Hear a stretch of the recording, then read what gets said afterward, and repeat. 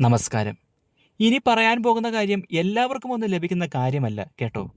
ചില നക്ഷത്രത്തിൽ ജനിച്ചവർക്ക് ലഭിക്കുന്ന പ്രത്യേക കഴിവാണിത്. എന്താണെന്ന് വെച്ചാൽ, ഇവർക്ക് ആത്മാക്കളുടെ സാന്നിധ്യം തിരിച്ചറിയാൻ സാധിക്കും. ജീവിതത്തിൽ നമ്മൾക്ക് ഏറ്റവും വേണ്ടപ്പെട്ടവർ മരിച്ചു പോയിട്ടുണ്ടാവും. നമ്മുടെ ഒരു ശരീരഭാഗം പോലെ തന്നെ നമ്മോട് ചേർന്ന് നിന്നവർ. സ്നേഹിച്ച് കൊതി തീരും മുമ്പേ നമ്മെ വിട്ടു പിരിഞ്ഞു പോയവർ ആയിരിക്കാം അവർ.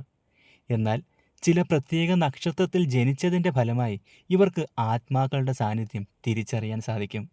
അതുപോലെ തന്നെ ചില സ്ഥലങ്ങളിൽ ചെല്ലുമ്പോൾ ഒരു നെഗറ്റീവ് എനർജിയുടെ സാന്നിധ്യം ഇവർക്ക് അനുഭവപ്പെടും. ഇത് നിങ്ങൾ ഭയപ്പെടാനായി പറയുന്നതല്ല.